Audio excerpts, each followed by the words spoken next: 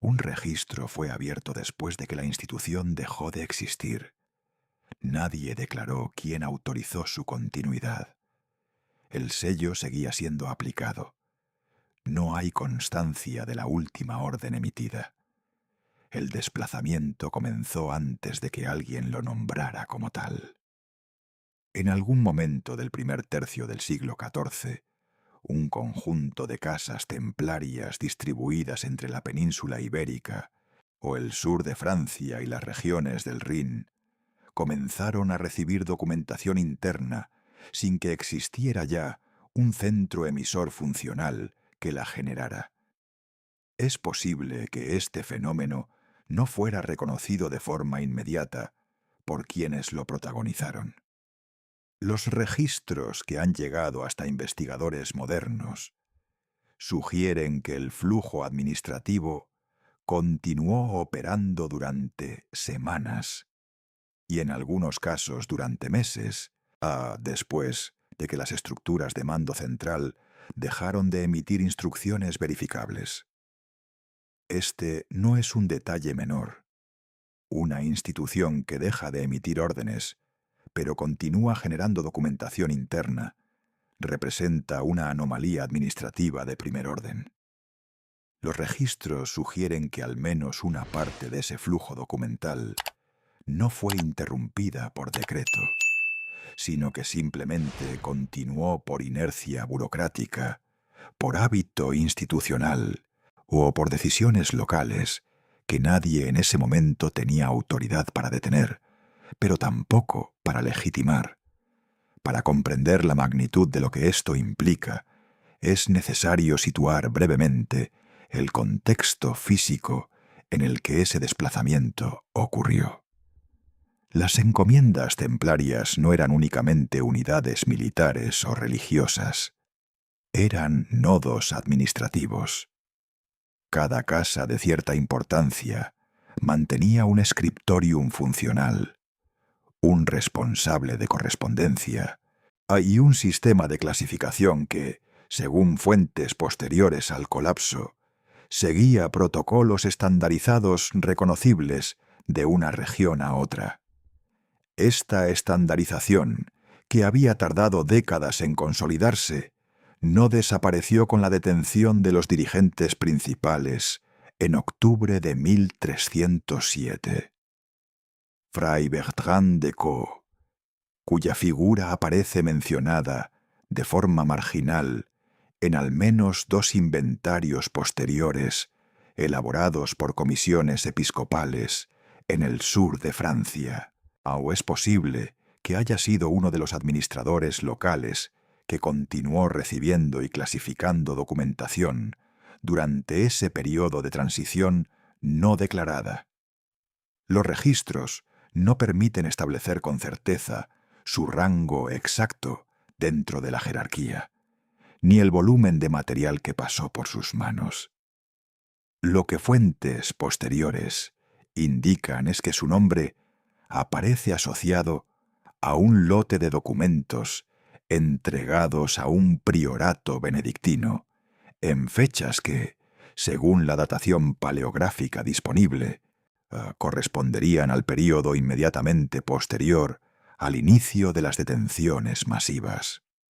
Este tipo de transferencia, un administrador local entregando material a una institución externa sin instrucción centralizada, representa precisamente el mecanismo por el cual una parte del archivo templario sobrevivió sin ser declarada formalmente. El desplazamiento físico que caracteriza este primer momento no fue dramático. No existieron caravanas cargadas de pergaminos atravesando montañas en la oscuridad. Lo que los registros sugieren, de forma más prosaica y quizás más significativa, es una serie de movimientos cortos, locales, realizados por personas que conocían los protocolos y que actuaron dentro de ellos, aun cuando la autoridad que los había establecido ya no existía para validarlos.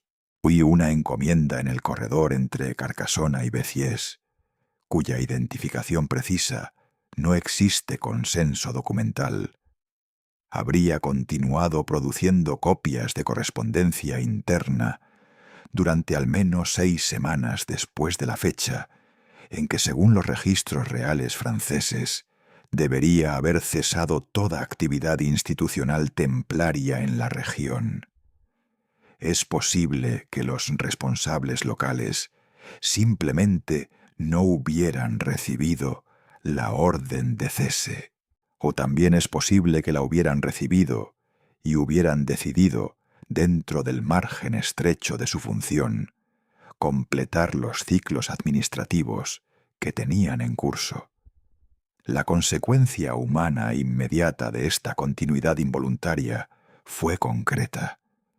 Varios hermanos de rango administrativo medio, que no habían sido detenidos en la primera oleada, continuaron desempeñando funciones para las que ya no existía una estructura legal que los respaldara. Su situación era ambigua, de una manera que los documentos de la época no parecen haber resuelto. No eran fugitivos, no habían sido formalmente acusados, pero tampoco tenían ya una institución que los empleara, que los protegiera, o que pudiera dar cuenta de sus actividades. Algunos de estos individuos, según fuentes posteriores, buscaron acomodo en instituciones religiosas cercanas. Otros permanecieron en las propiedades templarias durante períodos variables, cumpliendo funciones de mantenimiento y custodia que nadie les había asignado formalmente, pero que nadie tampoco había cancelado. En este intersticio entre la orden que dejó de funcionar y la autoridad civil o eclesiástica que aún no había tomado posesión efectiva de los bienes, el archivo siguió existiendo. La ruptura administrativa que generó esta situación no fue un evento único y localizado. Fue un proceso de desintegración que ocurrió a velocidades distintas en distintas regiones. En París, el golpe fue inmediato y total. En provincias más alejadas del centro de poder capetino, la interrupción fue más lenta, más porosa, y dejó más margen para que personas y materiales se movieran antes de que los mecanismos de confiscación llegaran a operar con plena eficacia. Lo que los registros sugieren, y aquí reside una pregunta histórica que los documentos disponibles no resuelven, es si esa diferencia de velocidad fue puramente accidental o producto de la logística inevitable de una operación de gran escala coordinada desde un centro de poder único, o si en algunos casos refleja una decisión deliberada de parte de agentes locales que comprendieron lo que estaba ocurriendo y actuaron dentro del tiempo disponible. No existe consenso documental sobre este punto, pero la pregunta persiste en los márgenes de los inventarios, en las fechas que no coinciden, en los nombres que aparecen una sola vez y no vuelven a aparecer, si en los lotes de material cuyo origen fue declarado de forma vaga o no fue declarado en absoluto. El repositorio que nos ocupa en este episodio no fue único.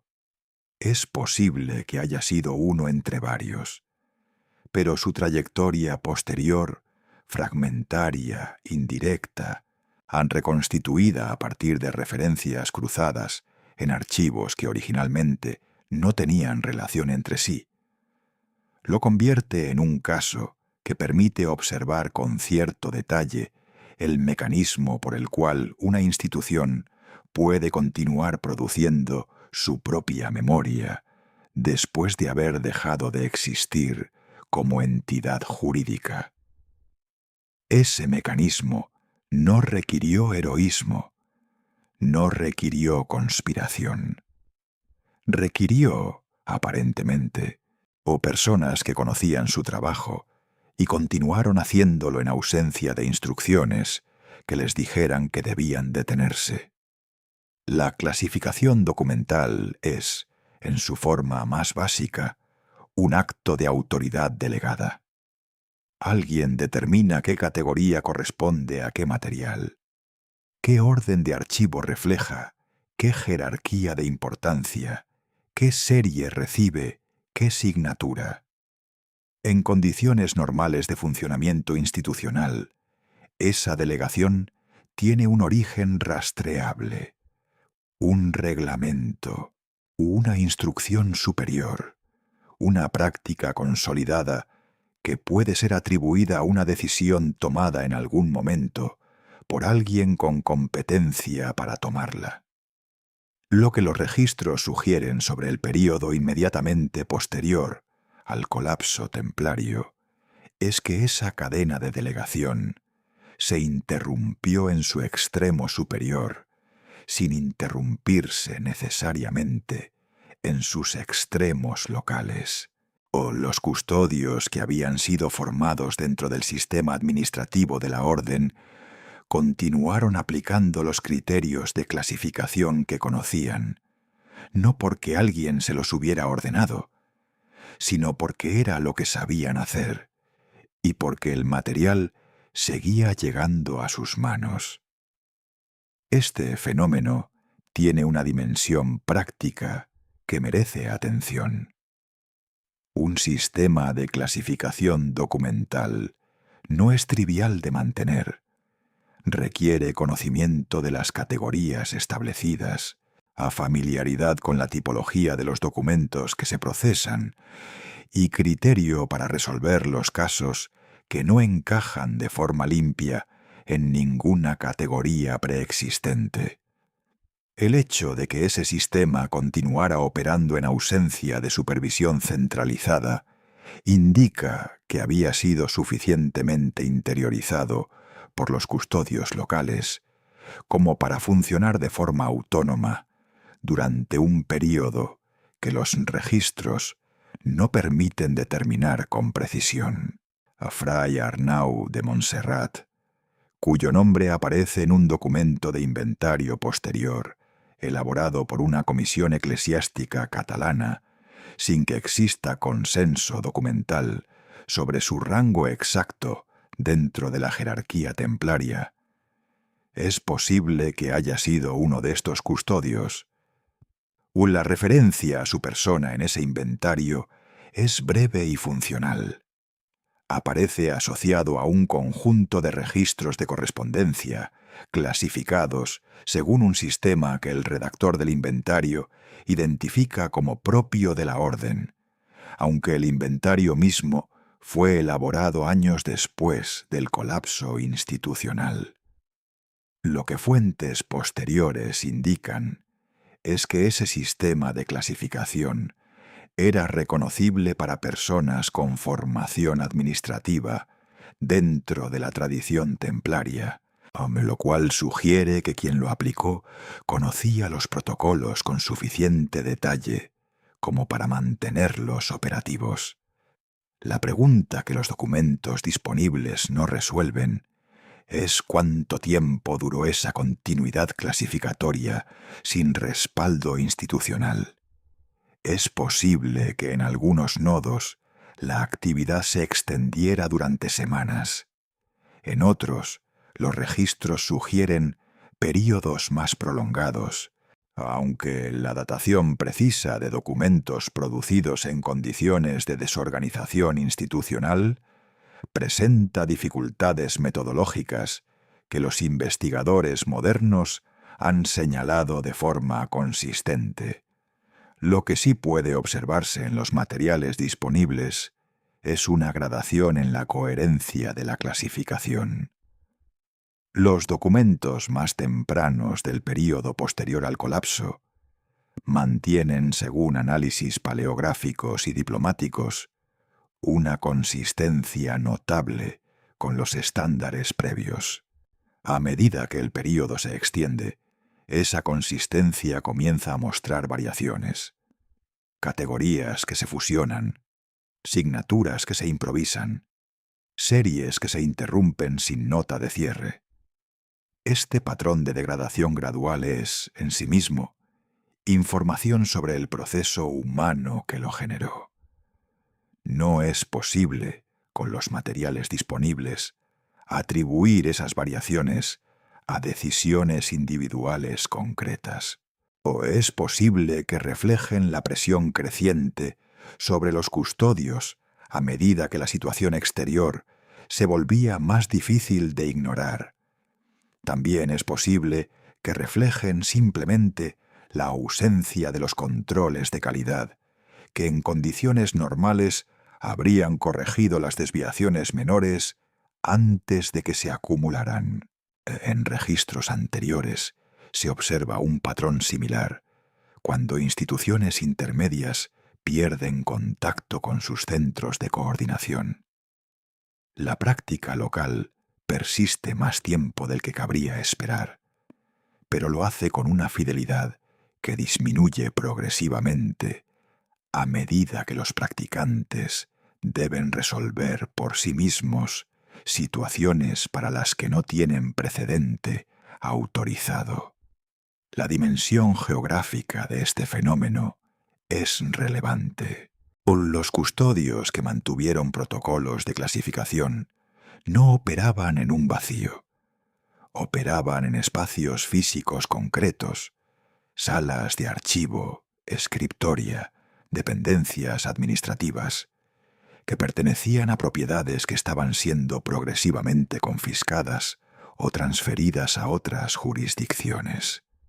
La continuidad de la actividad clasificatoria ocurrió, en muchos casos, o en espacios que ya estaban cambiando de manos de forma legal, o que estaban bajo observación de autoridades que tenían interés en su contenido.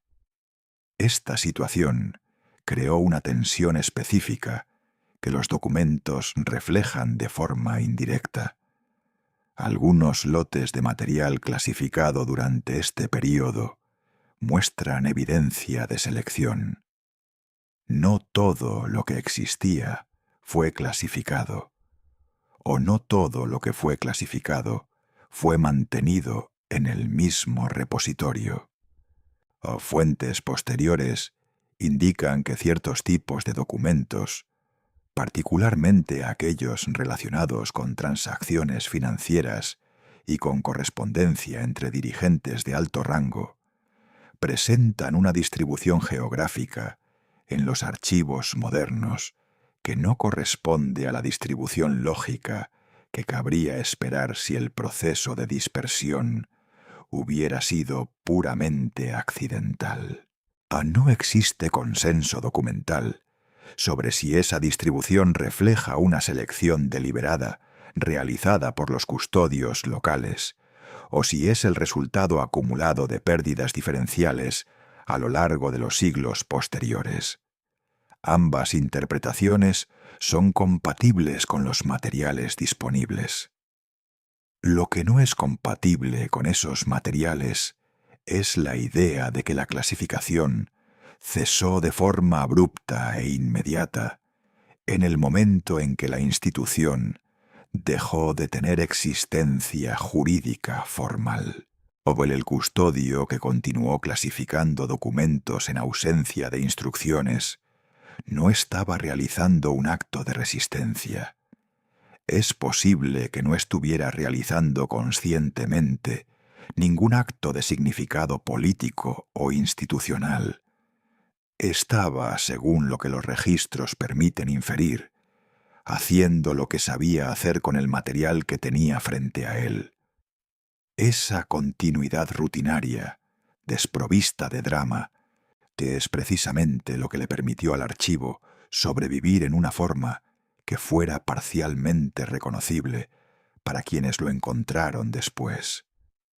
La ruptura institucional no produjo en este nivel un silencio documental inmediato.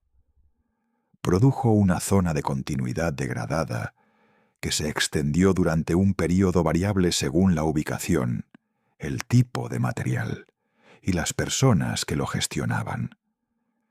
Esa zona es, en muchos sentidos, más difícil de estudiar que el silencio que la siguió, porque requiere distinguir entre lo que fue producido dentro de la institución y lo que fue producido en su nombre después de que la institución hubiera dejado de existir para producirlo. Los protocolos de clasificación que continuaron operando durante ese periodo son, en última instancia, el testimonio más concreto de que algo siguió funcionando cuando se suponía que todo había terminado.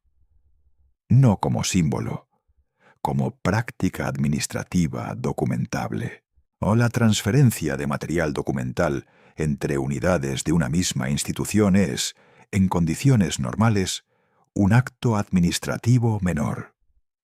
Requiere una orden, un receptor designado, un registro de salida y un registro de entrada. En el sistema templario, ese proceso había sido suficientemente estandarizado como para dejar rastros reconocibles en los archivos que sobrevivieron al colapso. Lo que resulta significativo en el período que nos ocupa no es que esas transferencias ocurrieran, sino que ocurrieran sin que ninguno de esos pasos dejara constancia completa. Los registros disponibles permiten identificar con distintos grados de certeza al menos una docena de movimientos documentales entre casas regionales que tuvieron lugar en el intervalo comprendido entre el inicio de las detenciones masivas y la celebración del Concilio de Vienne en 1311. Es posible que el número real haya sido considerablemente mayor. Lo que los investigadores modernos han podido rastrear representa, o casi con certeza, una fracción del total, dado que la identificación de estas transferencias depende de inconsistencias en los inventarios posteriores. Materiales que aparecen en un repositorio sin que exista registro de su origen, o que desaparecen de un archivo sin nota de salida. Fray Guillem de Peyrepertuse, cuyo nombre aparece en dos inventarios distintos, elaborados con años de diferencia, uno en el ámbito languedociano y otro en el contexto aragonés. Es posible que haya actuado como intermediario en al menos una de estas transferencias. Los registros no permiten establecer si actuó por iniciativa propia, siguiendo instrucciones verbales de algún superior, que no fueron nunca puestas por escrito, o dentro de un patrón más amplio de movimientos coordinados, cuya coordinación no dejó documentación directa. Lo que fuentes posteriores indican es que su presencia en ambos contextos geográficos durante ese periodo no fue casual, aunque la naturaleza exacta de su función permanece sin resolución documental. La ausencia de autorización formal en estas transferencias puede interpretarse de al menos dos formas que los materiales disponibles no permiten descartar. La primera es que las autorizaciones existieron, pero en forma verbal, o fueron registradas en documentos que no sobrevivieron. La segunda es que los responsables de las transferencias actuaron sin autorización, porque no había nadie con autoridad suficiente para proporcionarla, o porque solicitar esa autorización habría implicado un riesgo que consideraron inadmisible dadas las circunstancias. Ambas interpretaciones apuntan al mismo fenómeno de fondo. Una institución que había generado durante décadas una cultura administrativa robusta y una práctica documental reconocible, se encontró, en un período muy breve, en una situación en la que esa cultura continuó operando, pero desconectada de los mecanismos formales que le daban validez. Las transferencias ocurrieron porque las personas que las realizaron sabían cómo hacerlas. No ocurrieron con autorización, porque la autoridad que las habría autorizado ya no existía en una forma funcional. El patrón geográfico de estas transferencias en la medida en que puede ser reconstruido a partir de los materiales disponibles, no es aleatorio. Los movimientos documentados tienden a seguir corredores que coinciden con rutas de comunicación establecidas dentro de la red templaria. Vías que conectaban encomiendas con prioratos, prioratos con casas provinciales y casas provinciales con repositorios que tenían capacidad de custodia a largo plazo. Esto sugiere que quienes realizaron las transferencias no improvisaron las rutas, sino que utilizaron infraestructura preexistente para un propósito que la infraestructura no había sido diseñada para cumplir en esas circunstancias. En registros anteriores se observa un patrón similar en el comportamiento de redes administrativas bajo presión. Cuando el centro colapsa o los nodos periféricos tienden a continuar comunicándose entre sí, utilizando los canales que conocen, aunque el propósito de esa comunicación haya cambiado fundamentalmente respecto al que originalmente justificó la existencia de esos canales.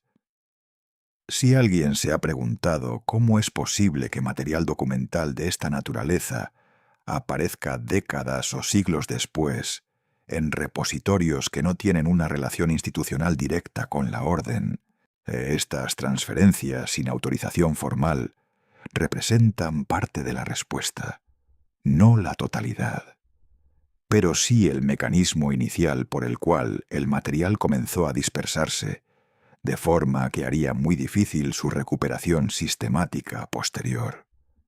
El destino de los materiales transferidos durante este período no es uniforme. Algunos lotes llegaron a repositorios que tenían la capacidad y la estabilidad necesarias para mantenerlos durante períodos prolongados. O otros llegaron a custodios intermedios cuya situación era tan precaria como la de la institución que habían dejado de representar, y cuyo rastro se pierde en los registros disponibles después de 1 o 2 documentos de referencia. Es posible que una parte significativa del material que circuló durante este periodo no sobreviviera más allá de la primera generación de custodios postinstitucionales. Lo que sí sobrevivió fue suficiente para dejar en los archivos modernos una firma reconocible.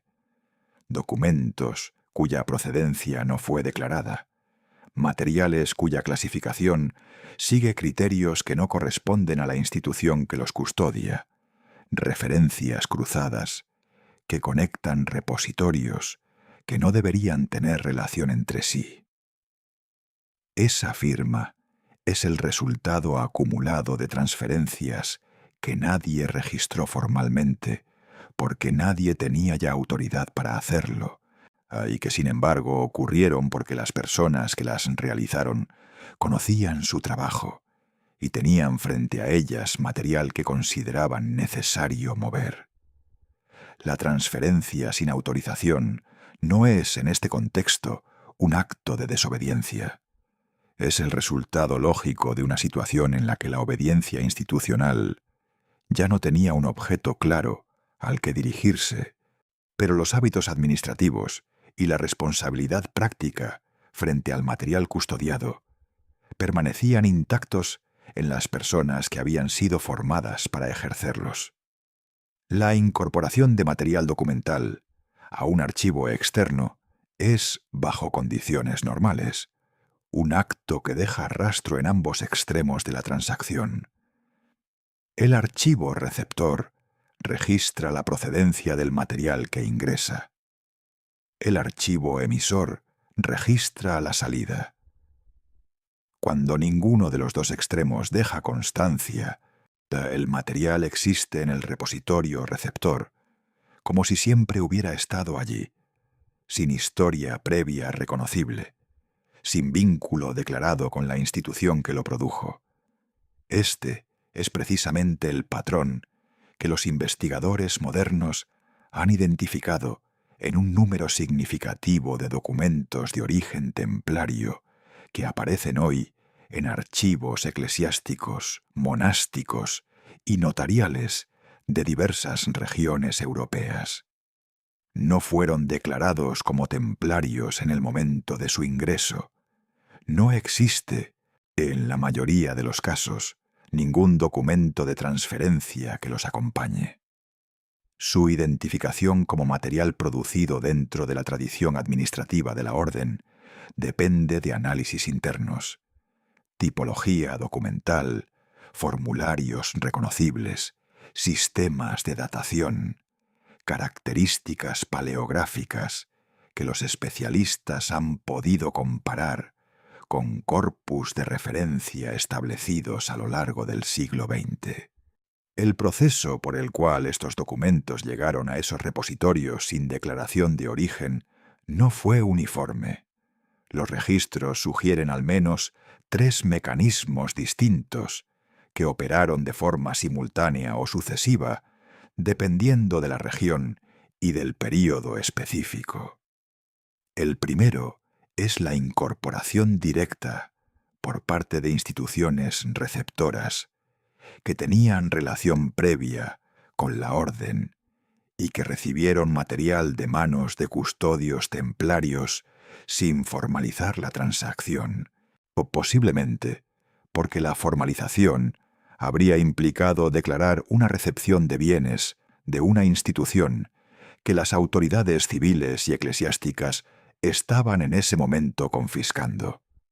Es posible que algunos responsables de archivos monásticos y eclesiásticos optaran deliberadamente por no registrar la procedencia de materiales que reconocían como templarios, no por malicia, sino por una prudencia administrativa perfectamente comprensible, dadas las circunstancias.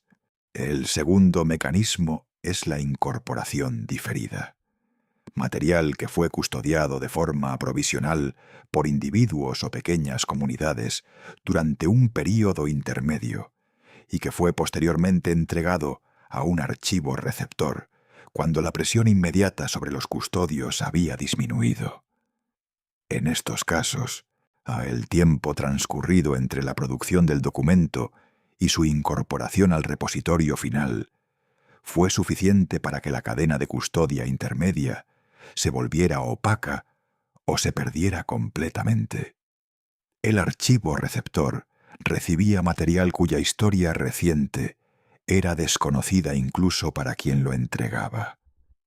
El tercer mecanismo, que fuentes posteriores indican como particularmente relevante en el contexto notarial, o es la incorporación accidental o funcional. Documentos templarios que fueron utilizados como evidencia o como referencia en procesos legales relacionados con la liquidación de propiedades de la orden y que quedaron incorporados a los expedientes notariales o judiciales, sin ser identificados explícitamente como material de archivo institucional. En estos casos, el documento sobrevivió porque era funcionalmente útil para un propósito completamente distinto al que originalmente justificó su producción. Fray Berenguer de Olms, cuyo nombre aparece en un documento notarial aragonés de fecha posterior al colapso, o en un contexto que sugiere su participación como testigo en una transacción relacionizada con propiedades anteriormente templarias, es posible que haya sido uno de los individuos que actuó como intermediario en alguno de estos procesos de incorporación no declarada. Los registros no permiten establecer el volumen ni la tipología exacta del material que pudo haber gestionado. Lo que fuentes posteriores indican es que su presencia en ese contexto notarial específico, combinada con su formación administrativa dentro de la orden, lo sitúa en una posición desde la cual ese tipo de intermediación habría sido tanto posible como plausible. La consecuencia de largo plazo de esta incorporación, sin declaración de origen, es doble y en cierta medida contradictoria. Por un lado, permitió la supervivencia de material que de otra forma habría sido confiscado, destruido o dispersado de forma irreversible. Por otro lado, o esa misma supervivencia ocurrió a costa de la legibilidad institucional del material. Documentos que sobrevivieron, pero cuya conexión con la tradición administrativa que los produjo quedó oscurecida o completamente borrada. No existe consenso documental sobre qué proporción del material templario que sobrevivió lo hizo a través de este mecanismo específico frente a otros. Lo que sí puede afirmarse, sobre la base de los estudios diplomáticos disponibles, es que la identificación de documentos de origen templario en archivos externos sigue siendo un campo activo de investigación, precisamente porque la incorporación sin declaración fue suficientemente sistemática como para crear un problema de identificación que no ha sido resuelto de forma exhaustiva. Los archivos que hoy custodian este material no son responsables de la opacidad que rodea su procedencia. Son, en muchos casos, los depositarios involuntarios de un proceso de dispersión que ocurrió siglos antes de que sus instituciones tuvieran los recursos o los métodos para identificar lo que tenían. La paleografía medieval, la diplomática y la historia institucional comparada han permitido recuperar parte de esa legibilidad perdida. Pero el trabajo es lento, está fragmentado entre especialistas de distintas tradiciones nacionales y opera sobre un corpus cuyo tamaño total sigue siendo desconocido. Lo que los registros permiten afirmar con razonable certeza es que la decisión, o la ausencia de decisión, de no declarar el origen institucional del material en el momento de su incorporación a archivos externos, no fue neutral en sus consecuencias. Creó una condición de opacidad que resultó ser, paradójicamente, una forma de protección. El material que no fue identificado como templario no fue buscado como templario, y lo que no fue buscado no fue destruido por quienes habrían tenido motivos para hacerlo. Esa opacidad no fue planificada como estrategia. Es posible que fuera simplemente el resultado de circunstancias que no dejaban margen para la formalidad. Pero sus efectos, observados desde la distancia de varios siglos, tienen la apariencia de una eficacia que ninguna estrategia deliberada habría garantizado con mayor seguridad. Hasta este punto, o el patrón que los registros permiten observar, es coherente con una narrativa de continuidad pasiva. Custodios que siguieron haciendo su trabajo, materiales que se movieron por inercia institucional, incorporaciones a archivos externos que ocurrieron sin declaración, porque la formalidad había dejado de ser posible. Esa narrativa tiene una lógica interna reconocible. Es el comportamiento esperable de una burocracia que se desintegra gradualmente desde arriba, mientras sus niveles inferiores continúan operando por hábito, por responsabilidad práctica frente al material que tienen a su cargo, o simplemente porque nadie les ha dado instrucciones precisas de detenerse. Lo que un conjunto específico de registros internos introduce en ese cuadro altera su dirección de forma que los materiales disponibles no permiten explicar completamente dentro de los términos de esa narrativa. Existe un grupo de documentos cuya localización actual se distribuye entre al menos 3 repositorios distintos que no tienen relación institucional entre sí, que presentan fechas de producción posteriores a las que los registros reales y pontificios establecen como límite del funcionamiento administrativo templario en sus respectivas regiones. No se trata de discrepancias menores atribuibles a errores de datación o a diferencias entre los sistemas calendáricos utilizados en distintas tradiciones administrativas de la época. Se trata, en algunos casos documentados, de intervalos de semanas o meses que sitúan la producción de esos documentos en un período en el que, según las fuentes oficiales disponibles, la institución que los produjo había dejado de existir funcionalmente como entidad capaz de generar actos administrativos válidos. Y los análisis diplomáticos disponibles sobre este grupo de documentos no han llegado a conclusiones uniformes, y esa falta de uniformidad es en sí misma informativa. Fuentes posteriores indican que al menos una parte de ellos presenta características de autenticidad.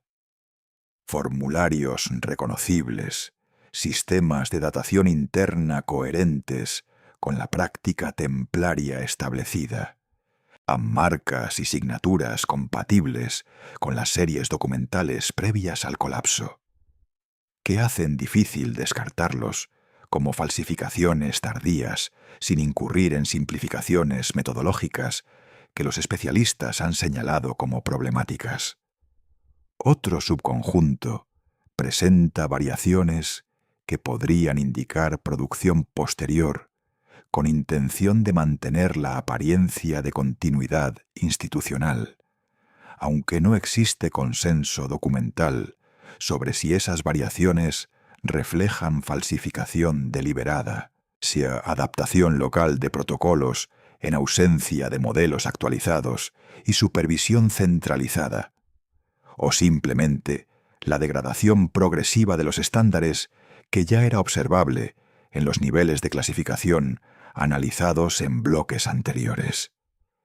Esta ambigüedad no es resoluble con los materiales actualmente disponibles.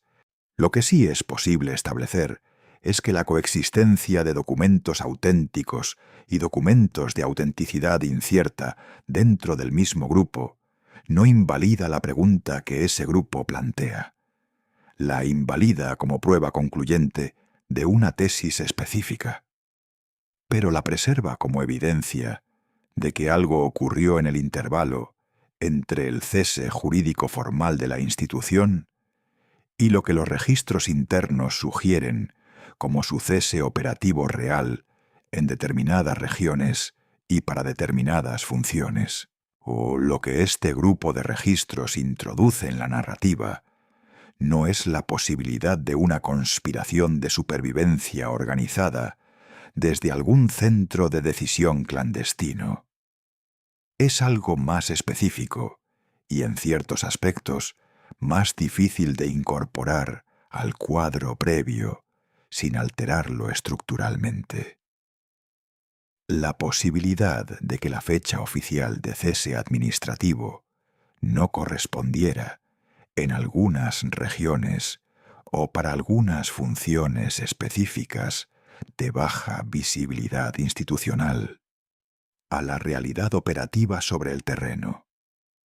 Fray Ramón de Guardia, cuyo nombre aparece en uno de estos documentos de fecha problemática, en un contexto que lo sitúa ejerciendo funciones de receptor y clasificador de correspondencia, es posible que haya sido uno de los individuos que continuó operando dentro de estructuras formalmente inexistentes durante ese período extendido.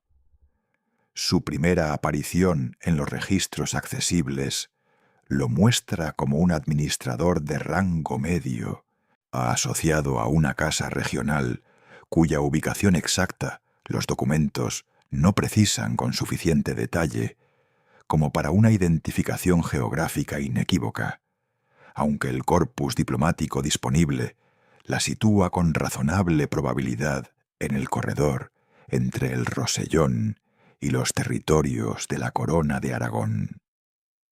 Su formación, inferible a partir de los formularios que utiliza y de la estructura de los documentos asociados a su nombre, te corresponde a la tradición administrativa templaria estándar del período previo al colapso. Lo que los registros no permiten determinar es si Ramón de Guardia continuó ejerciendo esas funciones con pleno conocimiento de la situación jurídica de la institución, o si la información sobre el alcance real del colapso tardó en llegar a su posición específica con suficiente claridad como para obligarle a una decisión explícita. O tampoco permiten establecer si existía alguna forma de coordinación con otros individuos en situación similar en otras regiones, o si su continuidad fue completamente autónoma e inconectada de cualquier estructura de decisión que trascendiera su ámbito local inmediato. Esta distinción importa porque tiene implicaciones cualitativamente distintas sobre la naturaleza de lo que ocurrió. Una continuidad puramente accidental, ad producto del retraso inevitable en la comunicación de instrucciones de cese a través de una red geográficamente extensa, es un fenómeno administrativo ordinario que no requiere ninguna explicación adicional más allá de las limitaciones logísticas de la época. Una continuidad parcialmente coordinada, aunque sea de forma laxa, informal y sin documentación directa que la respalde, sugiere algo cualitativamente diferente: que al menos algunas personas con función administrativa dentro de la orden tomaron decisiones activas sobre qué continuar haciendo, qué material preservar con prioridad y qué dejar que se extinguiera de forma natural bajo la presión de las circunstancias externas. Los registros disponibles no permiten resolver esta distinción con certeza, lo que sí permiten observar con suficiente consistencia como para que no sea descartable es que el grupo de documentos con fechas problemáticas no está distribuido de forma geográficamente aleatoria. Tiende a concentrarse, con una regularidad que los investigadores modernos han señalado de forma independiente, en varios estudios diplomáticos, en regiones periféricas respecto a los centros de poder capetino y pontificio, la Corona de Aragón, en su franja nororiental, o en algunas zonas del Sacro Imperio, donde la presencia templaria había sido históricamente menos densa, pero más autónoma, y áreas de la península ibérica, donde la aplicación de las disposiciones del Concilio de Vienne fue más lenta, más negociada y más condicionada por intereses locales que en los territorios bajo control directo de la monarquía francesa.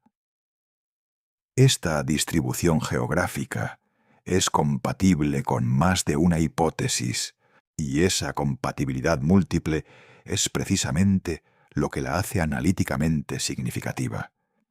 Es compatible con la hipótesis del retraso comunicativo. En las regiones más alejadas del centro de decisión, las instrucciones de cese llegaban más tarde y con menor fuerza coercitiva inmediata.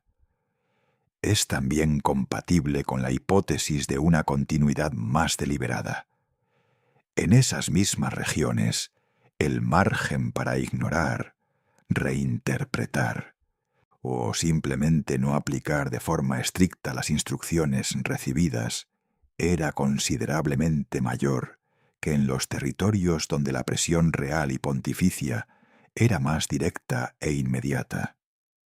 En las zonas periféricas, ambas condiciones coexistían de forma que hace metodológicamente muy difícil separarlas con los materiales disponibles. Lo que la distribución geográfica sí permite afirmar, con independencia de cuál de las hipótesis explicativas sea más adecuada, que es que la contradicción entre los registros internos y la fecha oficial de cese no es un fenómeno local, anecdótico, o atribuible a un número muy reducido de casos excepcionales. Es un patrón con extensión geográfica y tipológica suficiente como para sugerir que la brecha entre el cese jurídico formal de la institución y su cese operativo real fue, en algunas dimensiones específicas y en algunas regiones concretas, considerablemente más amplia de lo que las narrativas oficiales del período reconocieron o tuvieron interés en reconocer. Esta brecha es el punto en el que la narrativa de continuidad pasiva que articulaban los bloques anteriores se vuelve insuficiente como explicación global. No porque los mecanismos descritos, inercia burocrática, hábito administrativo consolidado durante décadas, transferencias sin autorización formal o incorporaciones a archivos externos sin declaración de origen, no siguieran operando, sino porque su persistencia durante períodos que exceden lo que la inercia sola puede explicar de forma plausible, y su concentración en regiones específicas, con características institucionales y políticas diferenciadas, sugiere que algo más estaba ocurriendo en los márgenes del colapso institucional, que los documentos oficiales del período no registraron o no quisieron registrar. ¿Qué era exactamente ese algo? ¿Y quién o qué lo sostenía en las regiones donde la continuidad fue más prolongada? Es una pregunta que los registros disponibles plantean con mayor claridad de la que ofrecen para responderla. No existe un documento que describa una decisión de continuar. No existe una instrucción que ordene la preservación del archivo. Lo que existe es el resultado, una actividad administrativa que continuó produciendo registros después de que debería haber cesado, o en regiones donde esa continuidad era más fácil de sostener sin consecuencias inmediatas, por personas cuya formación y función las situaba en posición de tomar ese tipo de decisiones, aunque no existiera ya ninguna autoridad que se las demandara. El archivo que nunca fue declarado no es, a la luz de este conjunto de registros con fechas problemáticas, simplemente el residuo pasivo de una institución que se desintegró bajo presión externa. Es posible que sea, al menos en parte, el producto activo de personas que continuaron ejerciendo funciones institucionales con algún grado de conciencia de que la institución para la que lo hacían ya no tenía existencia jurídica reconocida y que tomaron decisiones pequeñas, locales, sin dramatismo aparente, sobre cómo gestionar ese material en ausencia de la autoridad que debería haberlo gestionado. Esa posibilidad no simplifica el cuadro construido hasta este punto. Lo complica de formas específicas que los bloques siguientes explorarán desde los ángulos que los registros permiten, sin proyectar sobre ese material una intencionalidad que los documentos no sustentan, pero sin tampoco ignorar lo que los documentos sí muestran con suficiente consistencia como para que su interpretación no pueda limitarse a la inercia y al accidente. La figura del notario en el contexto jurídico y administrativo del siglo XIV no es equiparable a su equivalente moderno en términos de función o de autoridad. El notario medieval, particularmente en las regiones del sur de Francia, la Corona de Aragón y los territorios italianos, era un agente con competencia para dar fe pública de actos jurídicos, pero también en la práctica cotidiana de su oficio, a un custodio de documentación que las partes involucradas en esos actos no podían o no querían conservar por sí mismas. Esta función custodial, menos visible que la función certificadora, pero igualmente real en sus efectos, colocó a un número significativo de notarios en una posición inesperada cuando las propiedades y los fondos documentales templarios comenzaron a quedar sin reclamante claro durante el período de liquidación institucional. Los registros disponibles sugieren que la intervención notarial en la custodia de fondos documentales templarios no reclamados no fue el resultado de ninguna disposición legal específica que asignara a los notarios esa responsabilidad. Fue, en la mayoría de los casos identificables, el resultado de una situación práctica.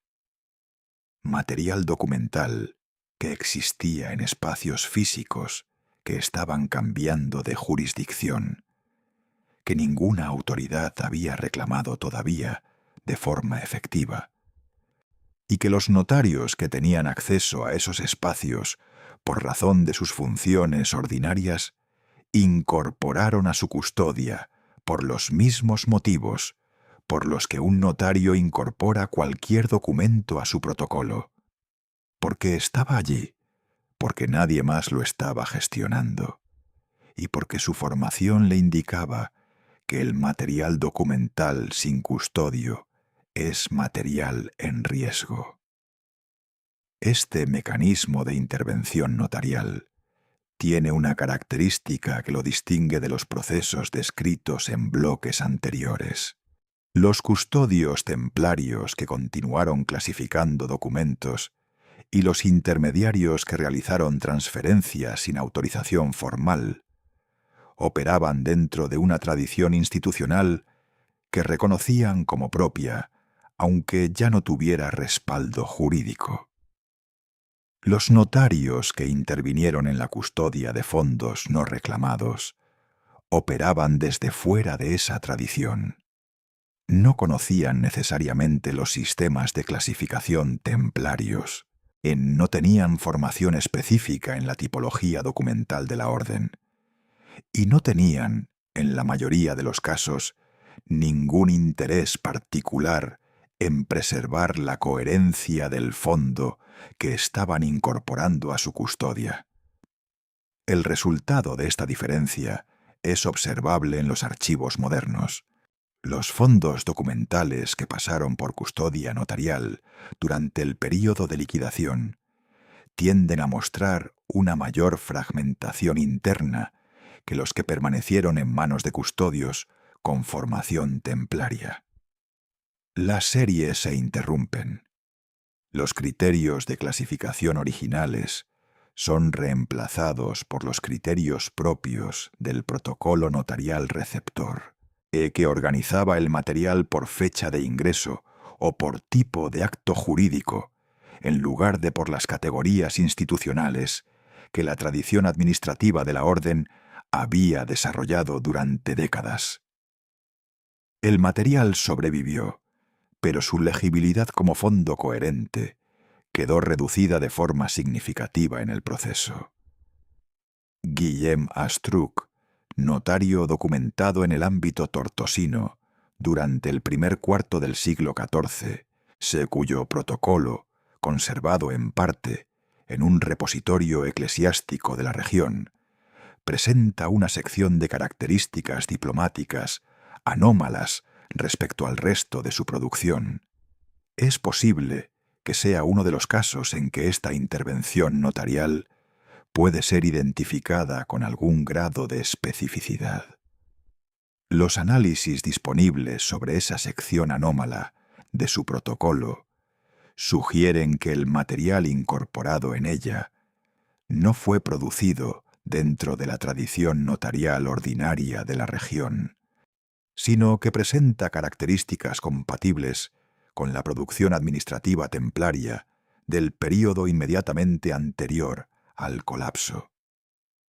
Fuentes posteriores indican que la incorporación de ese material al protocolo de Astruc no está acompañada de ningún documento de transferencia o de recepción que explique su presencia, lo cual es coherente con el patrón de incorporación sin declaración de origen descrito anteriormente. Lo que los registros no permiten determinar es si Astruc conocía la naturaleza exacta del material que incorporó a su protocolo, si tomó alguna decisión activa respecto a su preservación o su ocultamiento, o si simplemente lo trató como documentación sin custodio, que su función ordinaria le indicaba conservar. La ausencia de declaración explícita sobre la procedencia puede reflejar prudencia deliberada, puede reflejar ignorancia genuina sobre el origen institucional del material, o puede simplemente reflejar la práctica notarial habitual de incorporar documentos sin elaborar una genealogía de su procedencia, cuando esa genealogía no era relevante para los fines inmediatos del protocolo. Quienes han seguido este archivo desde episodios anteriores reconocerán que esta ambigüedad sobre la intencionalidad de los agentes intermediarios no es nueva en el patrón que los registros describen. Es una constante que reaparece en cada nivel del proceso de dispersión y custodia.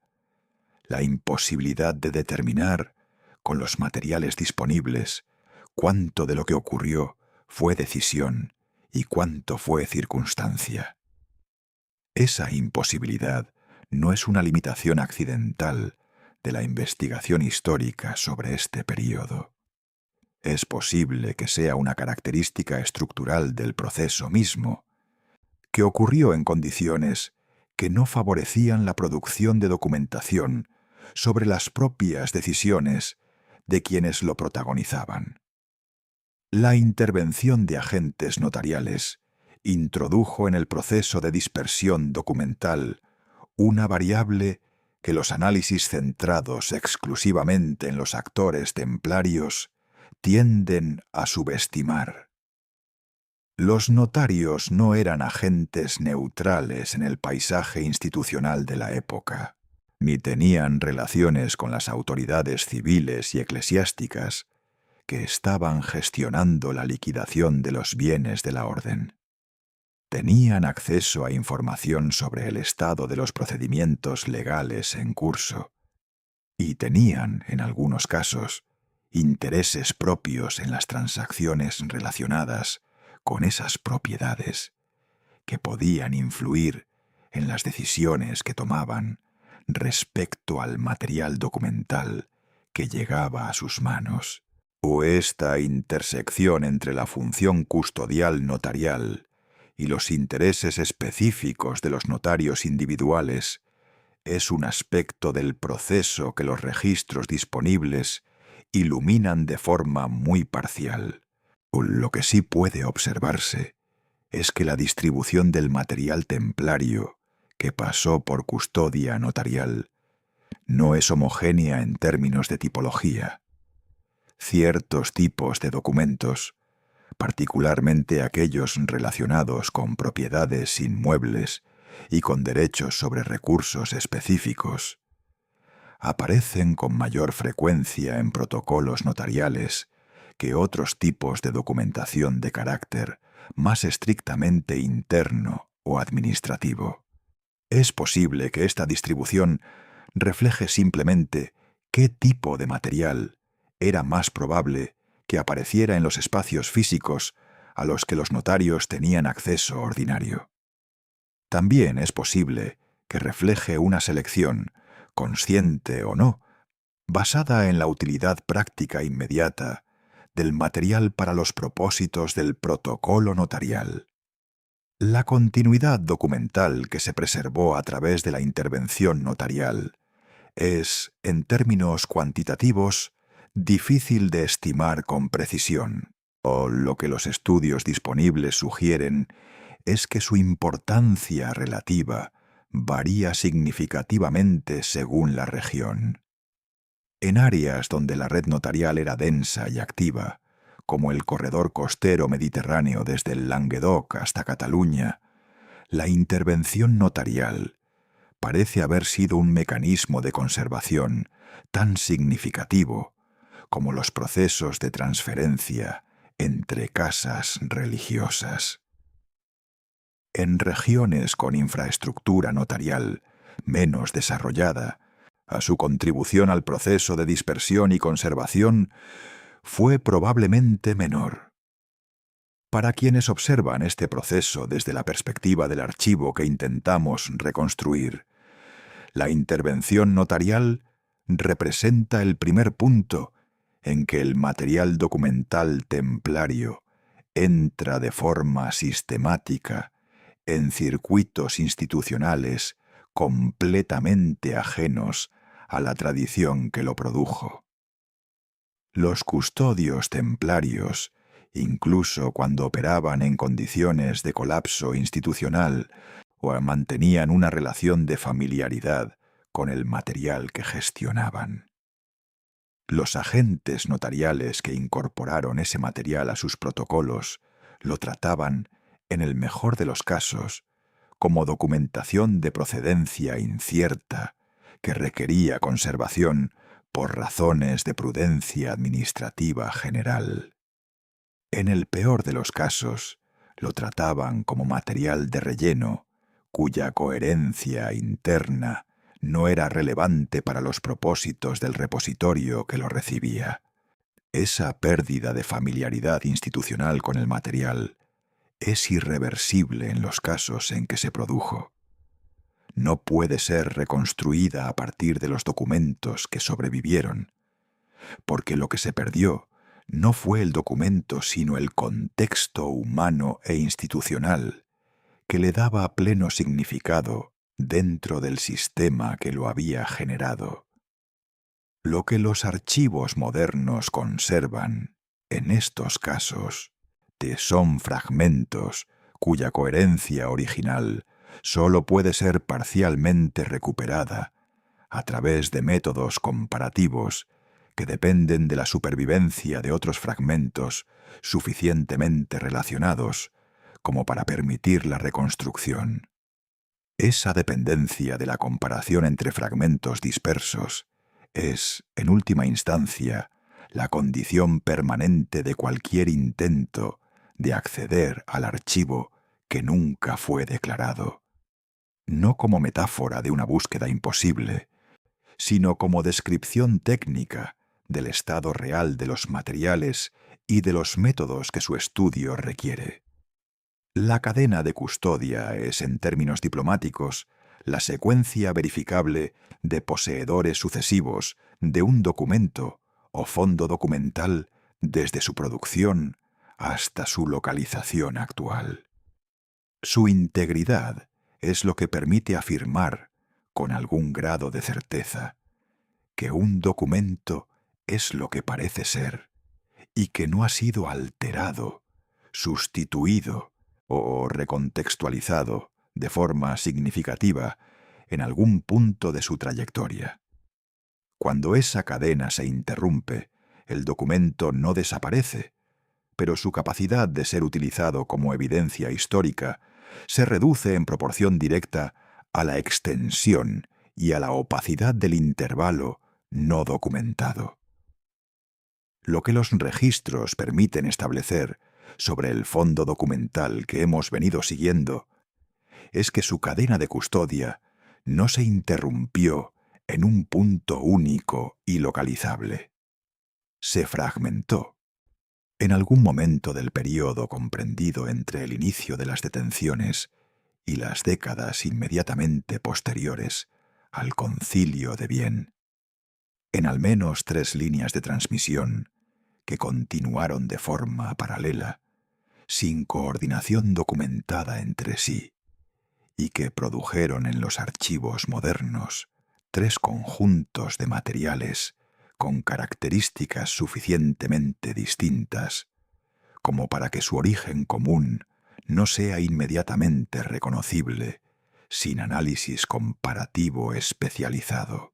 La identificación de estas 3 líneas no es el resultado de un único estudio sistemático.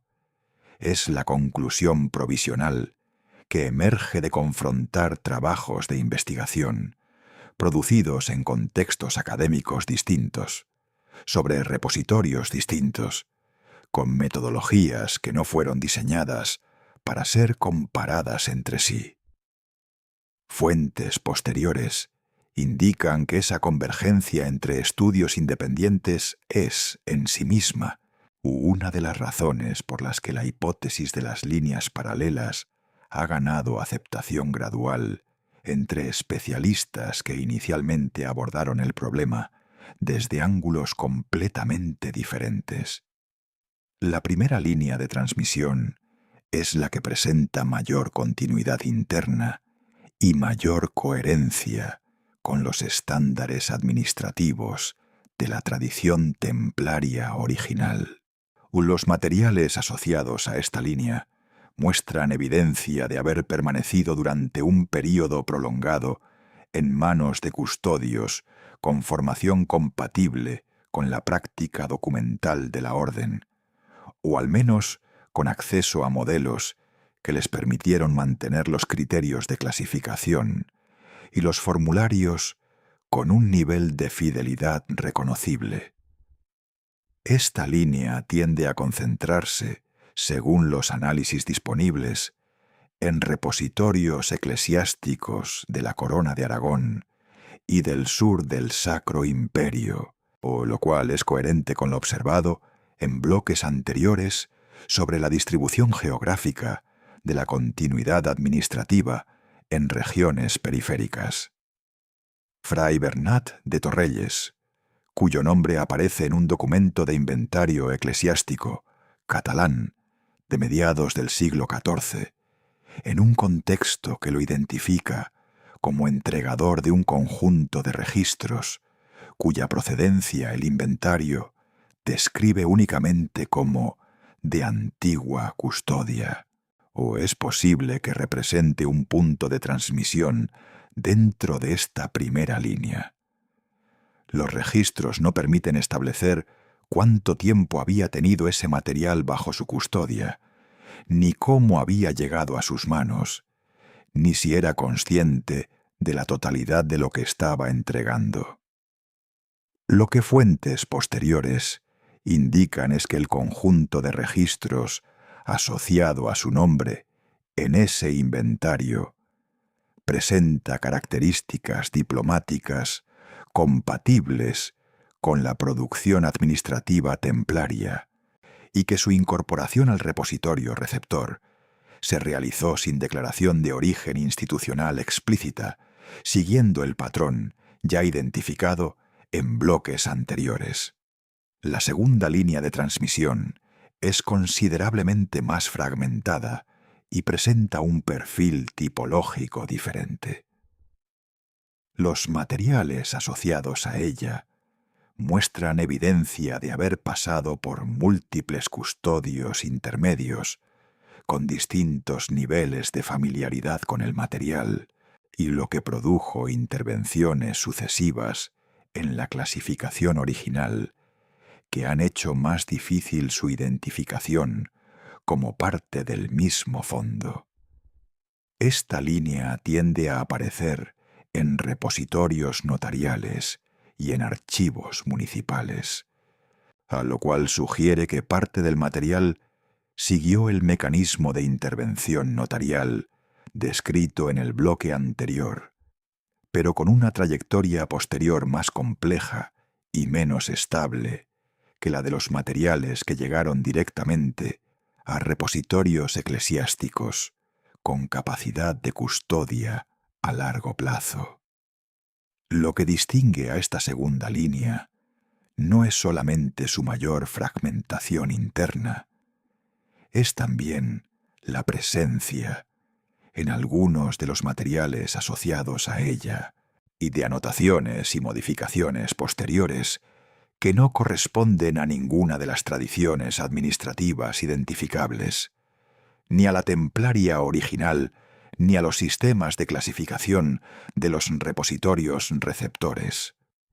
Estas intervenciones anónimas, cuya datación aproximada los análisis paleográficos sitúan en el período comprendido entre mediados del siglo XIV y principios del XV, sugieren que el material estuvo en manos de al menos un custodio intermedio que lo utilizó activamente para algún propósito que los documentos no explicitan, introdujo modificaciones o adiciones en el proceso y lo transmitió posteriormente a un receptor que pudo no haber sido consciente de esas intervenciones.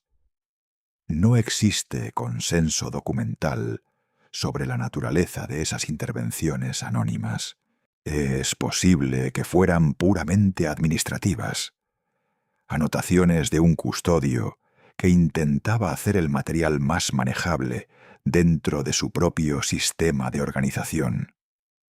También es posible que tuvieran alguna relación con los usos jurídicos del material documental en el contexto de los litigios sobre propiedades templarias que se prolongaron durante décadas después del colapso institucional y en los que la existencia de ciertos tipos de documentación podía tener implicaciones prácticas significativas para las partes involucradas. La tercera línea de transmisión es la más opaca de las tres y, paradójicamente, la que presenta algunos de los materiales más relevantes para comprender la naturaleza del fondo en su conjunto. Los documentos asociados a esta línea aparecen en repositorios que no tienen ninguna relación geográfica ni institucional obvia con las regiones de origen del material templario, lo cual sugiere que siguieron una trayectoria de dispersión más larga y más discontinua que las otras dos líneas. Su identificación como parte del mismo fondo original depende casi exclusivamente de análisis de contenido interno y de comparación con materiales de las otras dos líneas, dado que las características diplomáticas externas han sido en muchos casos suficientemente alteradas por el tiempo y por las condiciones de custodia como para no ser diagnósticas por sí solas. Es en esta tercera línea donde aparecen algunos de los documentos con fechas problemáticas identificados en el bloque anterior. Su presencia en repositorios geográficamente distantes del área de producción original es compatible con la hipótesis de una dispersión deliberada realizada en una etapa relativamente temprana del proceso, antes de que las rutas de transmisión se volvieran más difíciles por el avance de los procedimientos de confiscación. También es compatible con la hipótesis de una dispersión accidental producida por las trayectorias personales de custodios que se desplazaron por razones propias y llevaron el material consigo sin que ese desplazamiento tuviera una lógica institucional específica. La fragmentación de la cadena de custodia en estas tres líneas paralelas tiene una consecuencia que va más allá de las dificultades metodológicas que crea para los investigadores modernos, o significa que el fondo documental que hemos venido describiendo no existe en ningún repositorio actual, en una forma que sea representativa de su totalidad original. Lo que existe son tres conjuntos parciales, cada uno de los cuales preserva aspectos del fondo que los otros no preservan de la misma forma, y ninguno de los cuales es suficiente por sí solo para reconstruir el archivo en su coherencia original. O esta situación es el resultado directo de los procesos descritos en los bloques anteriores. La continuidad sin autorización, las transferencias sin registro, las incorporaciones sin declaración de origen, la intervención de custodios con distintos niveles de familiaridad con el material. Cada uno de esos procesos introdujo una divergencia en la trayectoria del fondo, que se acumuló hasta producir la fragmentación en líneas paralelas que los archivos modernos reflejan. Lo que el plot point 2 de esta narrativa documental introduce, en este punto, es la comprensión de que la recuperación del archivo nunca declarado no es un problema de localización. No se trata de encontrar un repositorio desconocido donde el fondo permanezca intacto, esperando ser descubierto. Se trata de un problema de reconstrucción a partir de fragmentos dispersos en repositorios conocidos, pero no sistemáticamente confrontados entre sí, o con metodologías que aún no han sido aplicadas de forma exhaustiva al conjunto, y con la conciencia permanente de que una parte de lo que existió originalmente no sobrevivió en ninguna de las tres líneas y no puede ser recuperada a partir de los materiales disponibles. Esa limitación no invalida el trabajo de reconstrucción, lo define, y define también los términos en los que cualquier conclusión sobre la naturaleza y el contenido del archivo debe ser formulada. Como aproximación provisional, basada en fragmentos, no como descripción completa de algo que los registros disponibles no permiten ver en su totalidad. La elaboración de inventarios es, dentro de cualquier tradición archivística, un acto de reconocimiento institucional. Una institución que inventaría sus fondos declara implícitamente que esos fondos le pertenecen y que tiene autoridad sobre ellos y que asume la responsabilidad de su custodia futura. Cuando un inventario incorpora materiales cuya procedencia no fue declarada en el momento de su ingreso, ese acto de reconocimiento se vuelve parcial de una manera específica. La institución reconoce la posesión, pero no puede declarar la genealogía. Tiene el objeto, pero no tiene la historia del objeto. Este es el patrón que caracteriza a un conjunto significativo de inventarios elaborados en el período comprendido entre mediados del siglo XIV y finales del XV en repositorios eclesiásticos, monásticos y notariales de diversas regiones europeas. Inventarios que, décadas después del colapso templario, registran la existencia de materiales cuyas características diplomáticas los especialistas modernos han podido identificar como compatibles con la producción administrativa de la orden, pero cuya procedencia los propios inventarios describen en términos vagos, circulares, o simplemente no describen en absoluto. La distancia temporal entre el colapso institucional y la elaboración de estos inventarios es, en sí misma, informativa. No estamos hablando de registros elaborados en el calor inmediato de la liquidación, cuando la presión de las circunstancias podría explicar la ausencia de declaraciones de procedencia. Estamos hablando de inventarios producidos décadas después, o en condiciones de mayor estabilidad institucional, por redactores que tenían tiempo y recursos para ser más precisos si hubieran tenido la información necesaria para serlo. La vaguedad de sus declaraciones sobre la procedencia del material templario no refleja, en estos casos, la urgencia del momento. Refleja una opacidad que ya estaba incorporada al material cuando llegó a sus manos y que no pudieron o no quisieron resolver. El inventario elaborado por el prior Arnau de Vilafranca en un priorato agustiniano, cuya localización los documentos sitúan con razonable probabilidad en el área tarraconense, producido aproximadamente 4 décadas después del Concilio de Vienne, contiene una sección que los paleógrafos modernos han identificado como anómala respecto al resto del documento. En esa sección, el prior enumera un conjunto de registros que describe como de procedencia antigua e incierta, o recibidos por custodia de personas cuyo nombre no consta en los libros de la casa. La formulación es notable por lo que dice y por lo que no dice. Dice que el material existe y que está siendo incorporado al inventario de la institución. No dice de dónde vino, quién lo trajo, cuándo llegó, ni por qué razón la institución lo custodia.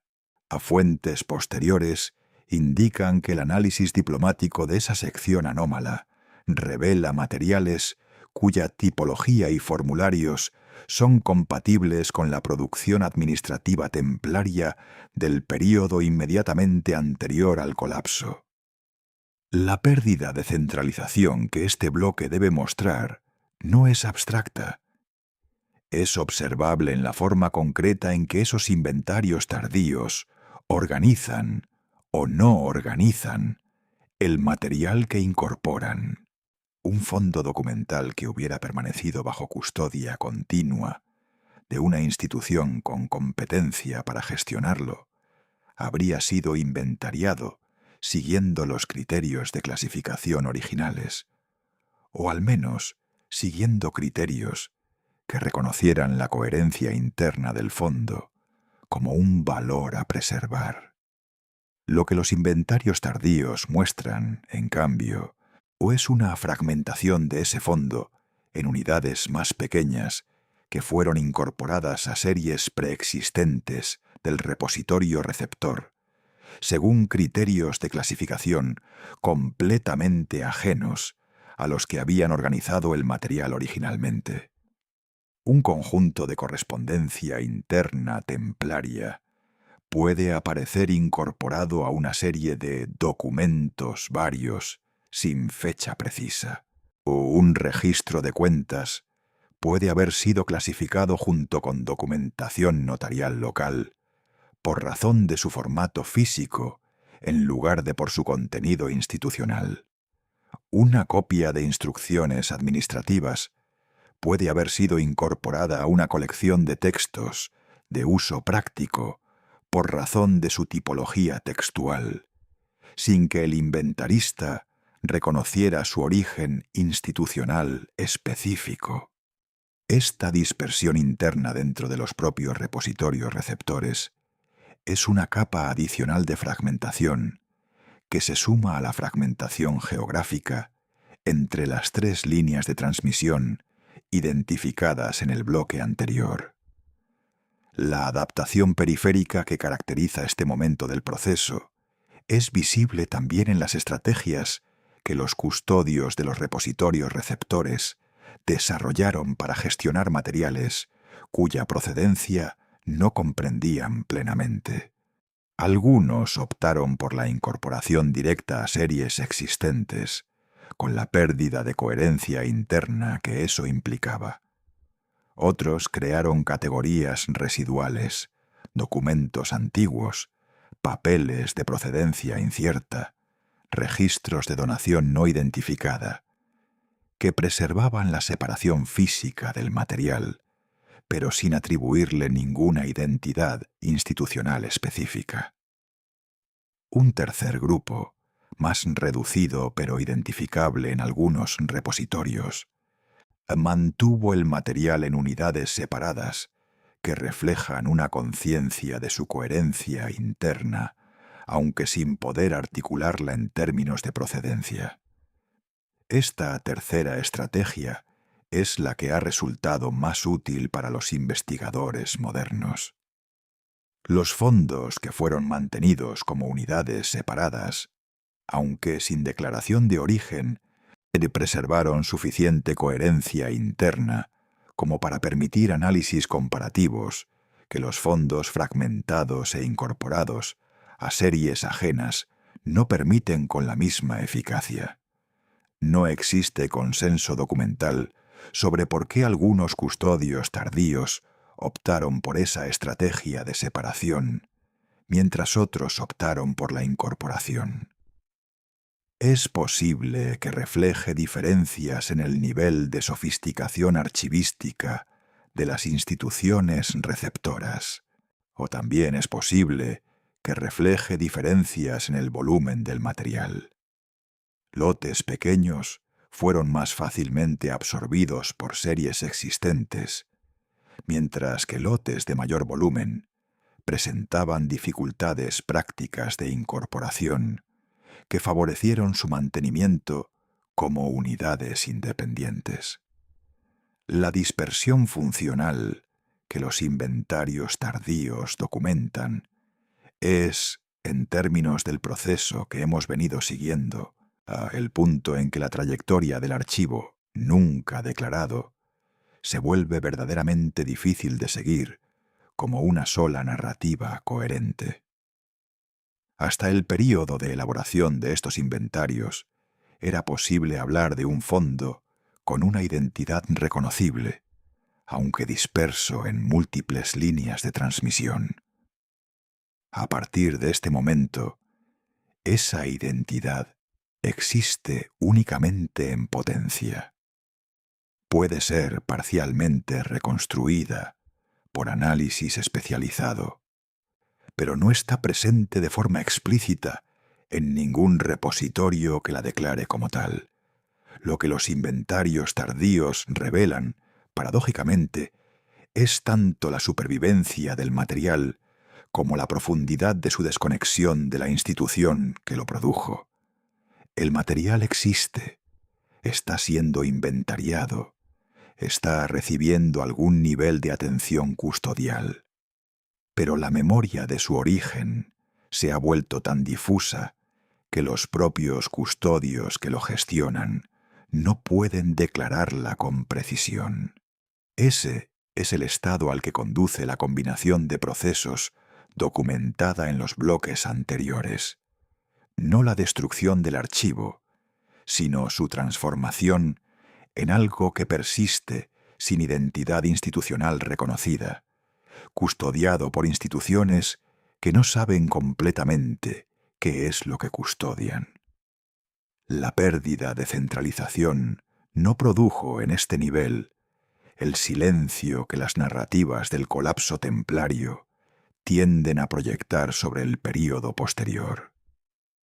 Produjo algo más complejo y, en ciertos aspectos, más difícil de recuperar, una presencia sin nombre, una continuidad sin declaración, un archivo que existe en fragmentos distribuidos entre repositorios que no reconocen entre sí ningún vínculo y que sólo puede ser parcialmente reconstruido por quienes tienen acceso simultáneo a todos esos fragmentos y los métodos para confrontarlos.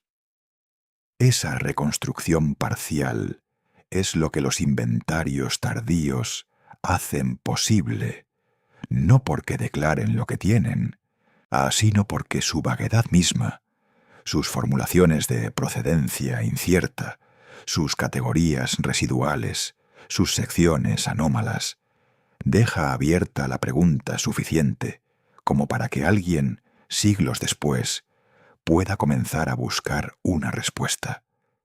La periferia institucional de cualquier sistema administrativo extenso no es simplemente su margen geográfico, es también su margen de visibilidad, el espacio donde los registros se producen con menor frecuencia, donde la supervisión centralizada llega con mayor retraso y menor intensidad, y donde las prácticas locales tienen más margen para desarrollarse de formas que el centro no previó ni documentó. En el contexto de la dispersión documental que hemos venido siguiendo, las comunidades religiosas periféricas, pequeños prioratos, comunidades eremíticas con cierto grado de organización formal, casas de órdenes menores con presencia regional, pero sin peso político significativo, representaron, en el período posterior al colapso templario, un conjunto de repositorios involuntarios cuya importancia para la preservación fragmentaria del archivo nunca fue reconocida por ninguna autoridad contemporánea. La incorporación de fragmentos documentales templarios a estos repositorios periféricos siguió mecanismos distintos de los identificados en bloques anteriores. No fue el resultado de transferencias planificadas, aunque fuera informalmente, o entre nodos de una red que todavía mantenía alguna coherencia. Tampoco fue el resultado de la intervención de agentes con competencia jurídica, como los notarios, ni de la actividad de custodios con formación administrativa reconocible. Fue, en la mayoría de los casos identificables, el resultado de contactos personales. Individuos con alguna conexión previa con la tradición templaria, exmiembros de la orden que habían encontrado acomodo en comunidades periféricas, donantes que habían tenido relaciones comerciales o de otro tipo con encomiendas locales, viajeros que llevaban consigo material documental sin plena conciencia de su naturaleza institucional, que dejaron material en esas comunidades de formas que los registros de las propias comunidades no documentaron con precisión. Este mecanismo de transmisión personal es el más difícil de rastrear con los métodos disponibles, precisamente porque su informalidad lo hace invisible para los tipos de análisis que son más eficaces con material de origen institucional. No deja protocolos, no genera inventarios de transferencia, no produce documentos de recepción. Lo que deja es, en el mejor de los casos, una referencia marginal en los registros internos de la comunidad receptora. Una nota en un libro de donaciones que menciona la recepción de ciertos papeles antiguos sin mayor descripción, a una entrada en un inventario de bienes que lista documentos de procedencia no conocida, entre los materiales custodiados en una dependencia específica, o simplemente la presencia física del material en el repositorio, sin ninguna documentación que explique cómo llegó allí.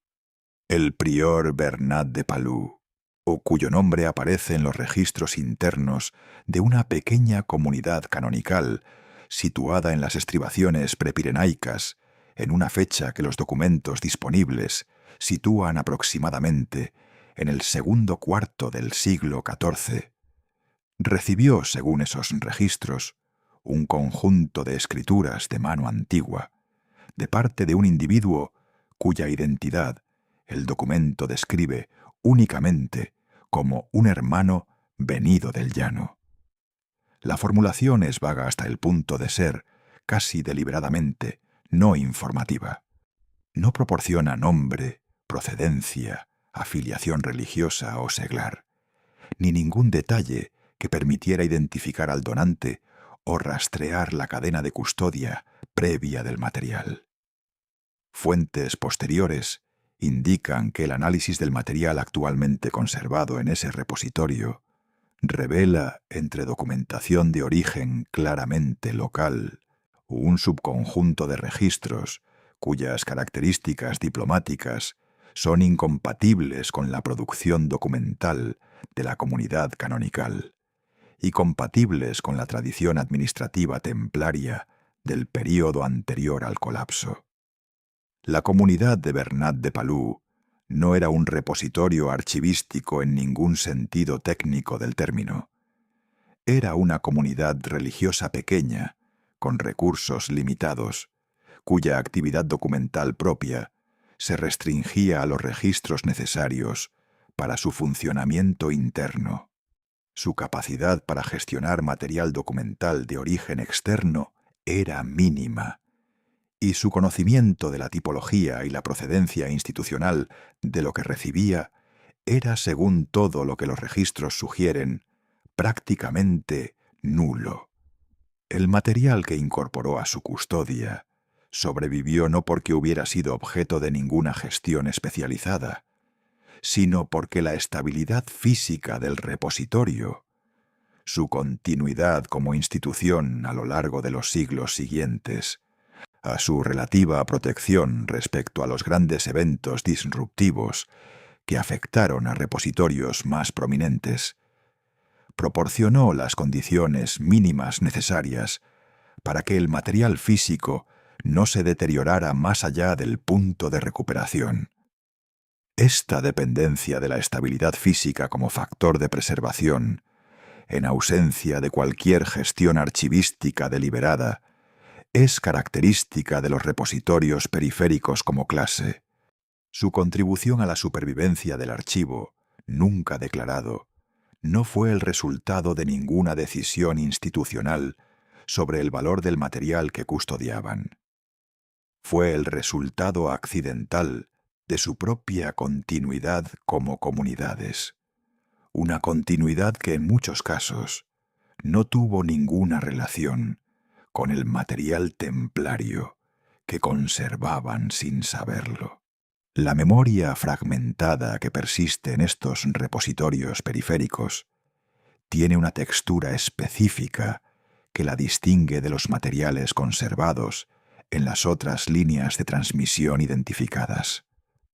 Los fragmentos que llegaron a comunidades periféricas tendieron a ser, por razones que tienen que ver con los mecanismos de transmisión personal descritos, materiales de pequeño volumen, documentos individuales, cuadernillos sueltos, copias parciales de series más amplias. No llegaron, en general, a conjuntos documentales suficientemente extensos como para preservar la coherencia interna que permite la identificación institucional sin análisis especializado. Llegaron fragmentos cuya conexión con el fondo original solo puede ser establecida por comparación con materiales de mayor volumen, conservados en otras líneas. Esta característica convierte a los repositorios periféricos en nodos de verificación más que en nodos de contenido principal dentro del trabajo de reconstrucción del archivo. Un fragmento encontrado en una pequeña comunidad canonical prepirenaica que coincide en formularios, sistema de datación y tipología con materiales identificados en un repositorio eclesiástico de mayor envergadura en la Corona de Aragón, proporciona evidencia adicional sobre la extensión de la red de dispersión y sobre la coherencia del fondo original. No amplía significativamente el conocimiento del contenido del fondo, pero sí amplía el conocimiento de su distribución geográfica y de los mecanismos que produjeron esa distribución. La persistencia no oficial que caracteriza esta fase del proceso es, en cierto sentido, la forma más pura de lo que el título de este episodio describe: un archivo que nunca fue declarado, que sobrevivió precisamente porque no fue declarado, y que continúa existiendo en fragmentos dispersos entre repositorios que no reconocen entre sí ningún vínculo y que en muchos casos no saben que lo que custodian forma parte de algo más amplio que lo que pueden ver en sus propios fondos. La continuidad descentralizada que esos fragmentos representan no es una forma degradada de la continuidad institucional que existió antes del colapso. Es una forma diferente, con sus propias características y sus propias limitaciones, que produjo un resultado que la continuidad institucional habría producido de forma diferente: la preservación parcial, fragmentada e irreconocible para sus propios custodios, de una tradición documental que las circunstancias de su desintegración impidieron que se preservara de cualquier otra manera. Lo que las comunidades periféricas conservaron sin saberlo es, en última instancia, por la prueba más concreta de que el proceso de dispersión fue suficientemente extenso y suficientemente capilar como para alcanzar los márgenes del paisaje institucional de la época. El archivo nunca declarado no quedó concentrado en unos pocos repositorios de mayor envergadura. Se distribuyó en proporciones desiguales y con grados muy distintos de coherencia interna de entre un número de repositorios cuyo total no ha sido establecido con precisión y que los estudios disponibles sugieren que es considerablemente mayor de lo que los trabajos de síntesis publicados hasta la fecha han podido documentar de forma sistemática. Esa extensión es al mismo tiempo la razón por la que el archivo sobrevivió y la razón por la que su reconstrucción completa es, con los métodos y los recursos actualmente disponibles, o un objetivo que los registros permiten aproximar, pero no alcanzar. Lo que los bloques anteriores han permitido observar no es una historia de pérdida, es una historia de transformación, un fondo documental que existió bajo una forma institucional reconocible, que atravesó un proceso de desintegración distribuida en múltiples mecanismos y múltiples velocidades, y que emergió de ese proceso en una forma tan diferente de la original que los repositorios que lo custodian hoy no pueden reconocer en él lo que fue.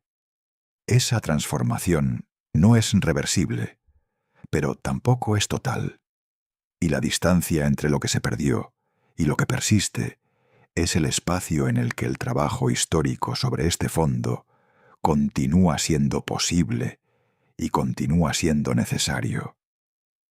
La persistencia dispersa que caracteriza el estado actual del fondo no es un fenómeno estático, porque es el resultado acumulado de siglos de gestión archivística que ocurrió sin ninguna conciencia del vínculo institucional que conectaba materiales distribuidos entre repositorios que nunca tuvieron razón para comunicarse entre sí sobre lo que custodiaban.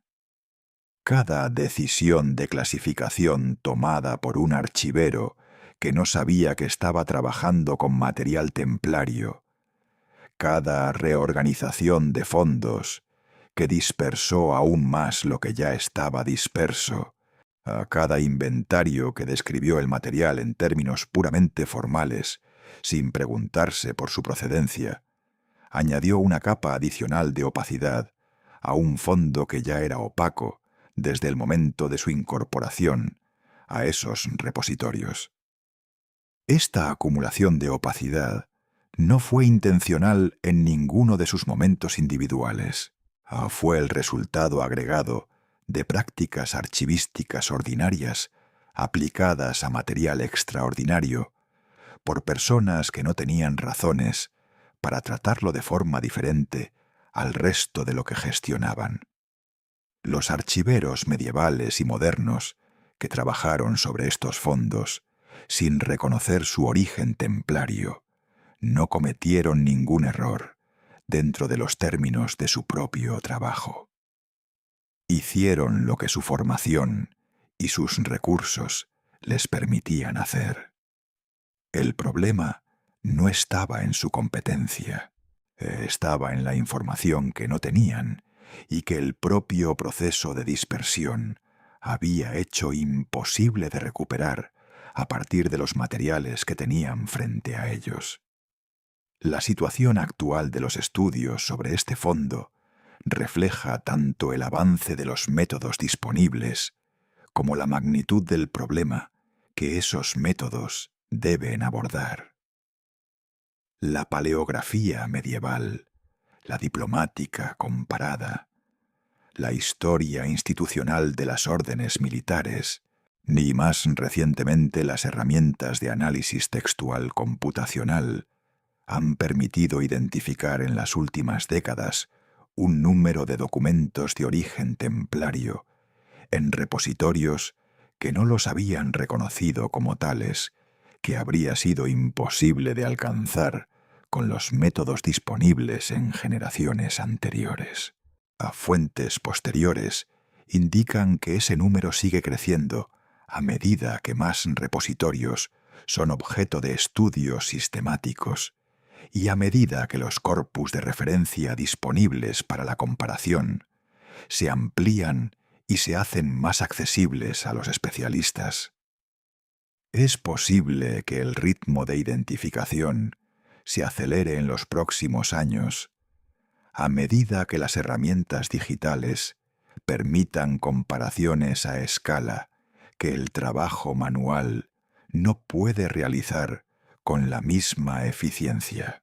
O también es posible que esa aceleración revele que el fondo es considerablemente más extenso de lo que los estudios actuales sugieren, lo cual plantearía no solo oportunidades, sino también desafíos metodológicos nuevos sobre cómo integrar hallazgos masivos en una narrativa coherente sobre la naturaleza y el contenido del archivo original. Lo que esos avances no pueden recuperar es la coherencia que el fondo tenía antes de su dispersión.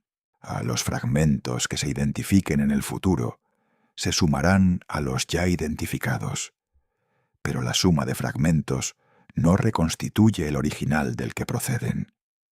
Reconstituye una aproximación parcial, cuyas lagunas no pueden ser llenadas, porque el material que las llenaría no sobrevivió en ninguna de las líneas de transmisión identificadas, o no ha sido localizado todavía en repositorios que aún no han sido objeto de estudio sistemático, o existe, pero en un estado de deterioro físico que hace su contenido irrecuperable.